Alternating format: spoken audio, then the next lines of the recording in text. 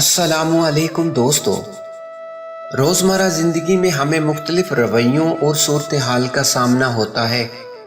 یہ ہم پہ منحصر ہے کہ ہم صورتحال کے مطابق کب اور کیسے ریئیکٹ کرتے ہیں۔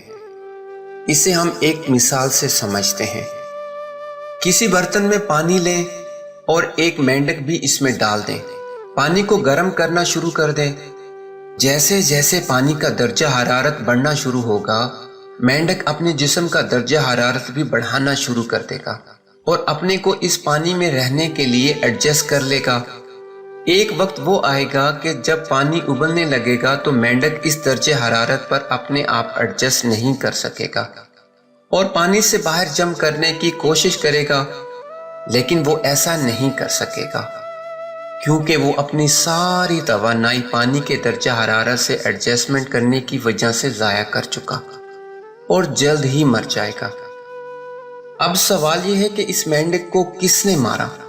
ہم میں سے بہت سو کا جواب ہوگا کہ ابلتے پانی نے، لیکن حقیقت یہ ہے کہ اسے اس غلط فیصلے اور سوچ نے مارا کہ پانی سے باہر جمپ کس وقت کرنا ہے۔ ہمیں اپنی روزمرہ زندگی میں لوگوں سے اور صورتحال سے ایڈجسٹ کرنے کی ضرورت پڑتی ہے۔ ہمیں یہ سمجھنا ہوگا کہ کس وقت ایڈجسٹ کرنا ہے اور کس وقت اختلاف کرنا ہے۔ بہت سے ایسے مراحل ہوتے ہیں جب ہمیں ایسی صورتحال کا سامنا ہوتا ہے، ہمیں اس وقت بہتر ایکشن لینا چاہیے۔ اگر ہم نے لوگوں کو اپنا فزیکلی، فائنینشلی، دماغی، جذباتی استحصال کرنے دیا تو پھر وہ ایسا کرتے رہیں گے۔